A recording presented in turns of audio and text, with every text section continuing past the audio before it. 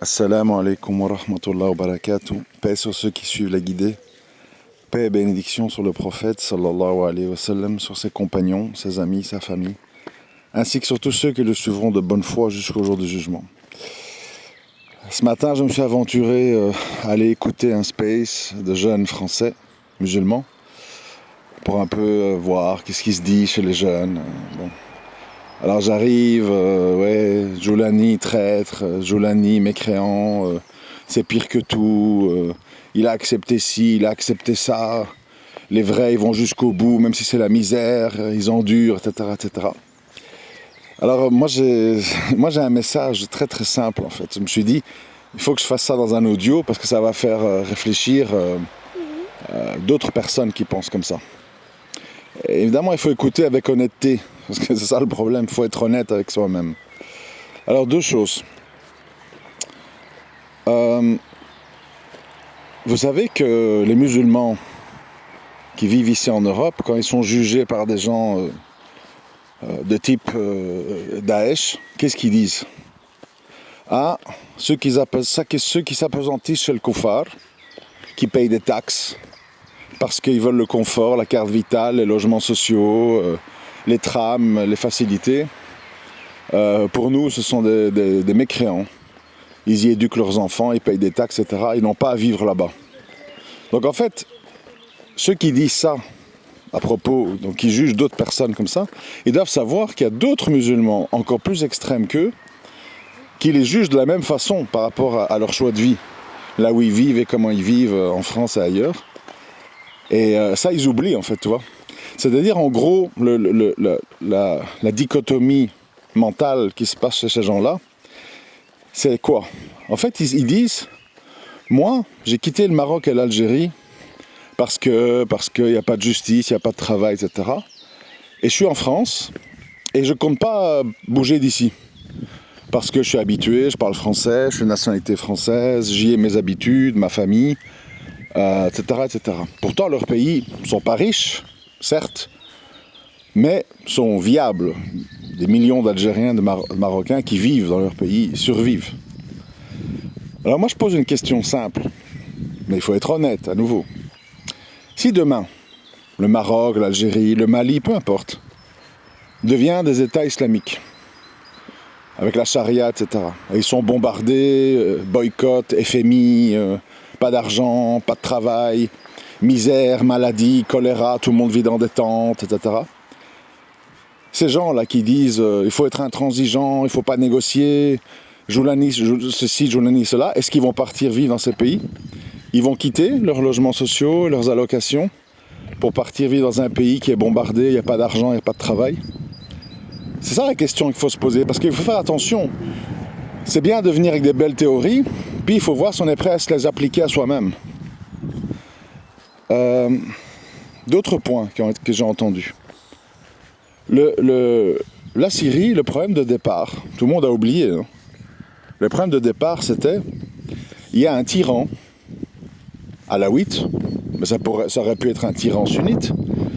Il y a un tyran alawite qui représente une minorité de gens dans le pays, c'est-à-dire la côte ouest autour de la Taquié, qui monopolise tout le pouvoir, qui terrorise les gens, qui les tue, qui les torture, etc., qui paye ses soldats $50 par mois pour terroriser la population, les enfermer pour un oui ou pour un non dans des prisons où ils sont torturés pendant 20, 30, 40 ans.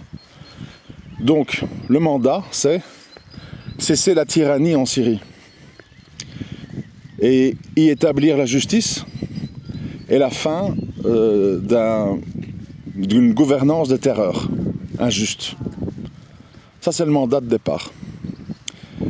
Sont arrivés des musulmans d'Ouzbékistan, de France et d'ailleurs, qui ont dit, nous musulmans, nous venons combattre le Tarout pour établir la charia, pour ceci, pour cela, on vient apporter notre aide. Bon, les milices syriennes, qui sont déjà très divisées entre elles, hein, armée syrienne libre, ceci, cela, des gens qui sont venus d'Irak, Al-Nosra, puis Daoula, et puis tout ça, il y avait une myriade de groupes. Les gens ils disent, bon, bienvenue quoi, si tu veux venir mourir, bienvenue, ça va nous aider, on te donne une calache. Enfin non, on te donne pas. Tu dois t'acheter une calache. C'était comme ça à l'époque. Hein. Tu dois t'acheter une calache, 700, 800, 900 dollars. Et puis, ben vas-y, va à des resorts. Tu peux servir de chair à canon si ça t'amuse. Bienvenue, oui, on va établir la charia si possible. On verra d'abord, on va déloger, etc. Et les gens, ils sont venus. Comme ils ont fait à l'époque en Bosnie, en Somalie. Chaque fois, c'est la même chanson, tu vois. Les gens viennent du monde entier, dans des endroits loin de chez eux, où la majorité des gens sont dans un combat plutôt nationaliste et plutôt pour plus de justice, plus de droits, moins de corruption, moins de torture. Et eux qui viennent pour la charia du monde entier, ils sont une minorité, évidemment. Alors ils combattent, ils meurent, certains meurent, et d'autres, comme c'est le cas maintenant, je ne sais pas, il y a une centaine de francophones, etc., des petits groupes disséminés, ben, ils sont déçus parce qu'ils disent « mais moi je suis venu pour la charia, je suis venu pour l'islam, et puis maintenant je vois que ceux qui ont pris le pouvoir en Syrie, ils font des pactes, ils font des arrangements pour que l'argent rentre dans le pays, pour reconstruire le pays. Moi je ne suis pas d'accord. Je veux la guerre à mort et tout le temps, jusqu'au moment où on a ce qu'on veut. » Et alors évidemment, maintenant qu'on n'est plus dans le même genre de conflit qu'à l'époque, ben les gens disent hey, « calmez-vous, nous ici, on a un pays à reconstruire, on ne veut pas d'histoire. Commencez pas à nous indisposer avec nos créanciers, nos financiers saoudiens, qataris, turcs, américains. Si vous faites trop de remue-ménage, nous on vous arrête. Parce que nous on a un pays à reconstruire, on a délogé Bachar, mission accomplie. Maintenant on veut reconstruire le pays, le moderniser, etc. etc. » Donc, moi je dis pas que c'est juste, je dis pas que c'est bien, je dis pas que j'applaudis, je dis juste que c'est toujours la même histoire. Les musulmans qui veulent l'État islamique ne veulent pas comprendre que tous les conflits qui ont eu lieu ces derniers temps, ben, c'est des conflits avant tout de groupe contre groupe. Les Touaregs et les Azawad au Mali contre ceci. En Somalie, c'est des guerres tribales entre tribus somaliennes, etc. C'est avant tout des guerres tribales, des guerres nationalistes. Et quand les musulmans viennent pour apporter leur aide, ils disent pas non. Ils disent pas non. Ils ont tous des bannières, la ilaha illallah. Mais pour eux, ça veut dire mon Dieu de ma tribu, mon Dieu de mon groupe. Et à la limite, si t'es étranger ou si t'es blanc, on dit bon, d'accord, il vient aider, s'il ramène de l'argent ou des choses, mais pour nous, on ne sait pas qui il est, c'est peut-être un espion. Bon, s'il veut venir mourir ici, bienvenue, mais il n'a rien à dire. On est chez nous, c'est notre tribu, c'est notre combat. Donc, il y a un malentendu, en fait. C'est pour ça que moi, dès le départ, si vous vous rappelez, en 2010, 11, 12, j'ai dit que j'étais contre le départ d'étrangers pour la Syrie, parce que je savais ce qui allait arriver. C'est-à-dire, que les 3/4 allaient mourir, parce que les forces en présence et les armements étaient disproportionnés, c'est-à-dire que les Russes bombardent depuis des bombardiers et des drones et des trucs, et en bas, en calache, dans des Toyota pick-up, tu peux rien faire. Donc tu sers juste d'être des cibles à guidage laser, pour des missiles à guidage laser. Bon, bref, c'est ce qui est arrivé. Puis, comme à chaque fois, Bosnie, c'est la même chose. Une fois que la guerre est finie, ben, les gens sont fatigués, les familles sont décimées, les gens veulent souffler, les gens veulent du travail, ils veulent se marier, ils veulent reprendre une vie normale. Et ils n'ont pas du tout envie de dire « Bon, maintenant que c'est fini, on va commencer la guerre contre les Alaouites, contre les chrétiens, contre les communistes du PKK, contre l'Amérique, contre les Russes, contre les Chinois, contre les Israéliens. » Ça n'existe pas, ça. Enfin, ou bien on rêve, ou bien on vit dans des fables, tu vois. Et le meilleur exemple que je peux donner, je répète ce que j'ai dit au début de l'audio, les gens qui s'enfuient du Maroc et d'Algérie et Tunisie, ils vivent dans des situations beaucoup moins difficiles que les Syriens qui sont dans des villes détruites où c'est la guerre, où ils vivent dans des tentes, donc la situation est quand même meilleure. Et malgré ça, ils s'enfuient de leur pays, d'accord ? Et malgré ça, les gens d'ici, d'origine marocaine, algérienne, tunisienne, ne retournent pas dans leur pays. Et ils y retourneraient encore moins s'il y avait encore plus de misère et de guerre, mais qu'il y aurait la charia. Donc en fait, on occupe à se mentir à soi-même et on ment aux autres. C'est-à-dire que les gens, oui, les gens se disent tous musulmans. Après, il faut voir qu'est-ce qu'on entend par islam. Pour beaucoup de gens, et vous le savez, parce que vous voyez vos familles autour de vous, je ne vous apprends rien, les gens, pour eux, l'islam, c'est j'ai une mosquée pour prier, je mange mon mouton à l'Aïd, ma femme se voile, on fait la circoncision du petit, et puis on fait la fête du Ramadan, on mange en famille le soir. C'est ça l'islam. Et ça, ils l'ont dans leur pays. En Turquie, en Turquie, en Syrie, tu peux faire tout ça. Les gens qui disent État islamique, charia, ceci, peine corporelle, système islamique, pas de riba, guerre contre tout le monde, c'est une extrême minorité partout. Donc les gens qui veulent ça, ce qu'ils ne veulent pas comprendre, pourquoi ils sont frustrés, ils insultent tout le monde, etc. C'est parce qu'ils ne veulent pas intégrer l'idée que la majorité des gens dans ces pays-là, et même dans leur famille, autour d'eux, dans leur mosquée, ils ne veulent pas de ça. Ils ne veulent pas être en guerre contre tout le monde, avoir des problèmes, avoir des perquisitions, être montrés du doigt. Déjà pour des histoires en France, imagine-toi, en France où les cellules, c'est comme à l'hôtel, quoi, tu vois. T'as ta PlayStation, t'as la cantine, t'as les DVD, t'as les balades, t'as le fitness. Imagine-toi les gens dans les pays pauvres. Là-bas, c'est pire. Tu es parqué dans un espèce de chenil, pire qu'un animal de la SPA en Europe. Donc c'est tout un... C'est pour ça que je vous dis l'hyper-réalisme. Parce qu'en fait, ce sont tous des discours qui ne sont pas dans la réalité. Ils ne sont pas dans la réalité. Tout ce que je dis là, c'est factuel et vérifiable. Hein, et logique. Parce que c'est ces mêmes gens-là qui disent ça, ils se feraient juger par les gens de Daesh en disant « Pourquoi vous restez en Europe ? Et vous êtes attachés aux lois sociales et à la sécurité, et vous payez des taxes aux koufars, vous êtes des mécréants, etc. » Eux-mêmes se feraient accuser de mécréants. Ceux qui disent Joulani est mécréant. Mais c'est toujours, moi je juge les autres et je ne me juge pas moi-même. C'est ce que j'arrête pas de répéter dans mes audios avec l'autocritique. Personne ne fait une autocritique. On cherche toujours le pire chez les autres. Il suffit de se mettre dans le cas.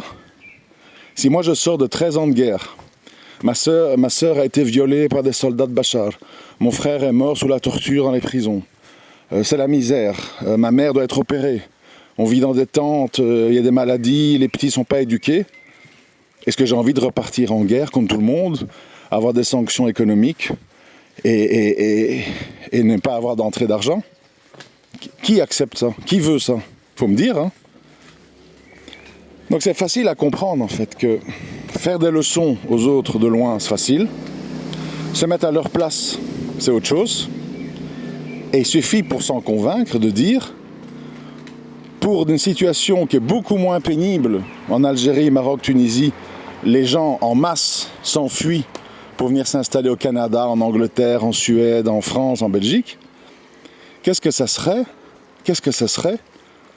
si ce serait des pays avec la charia, bombardés, dans la misère, sans travail, sans salaire, sans sécurité, sans loi sociale?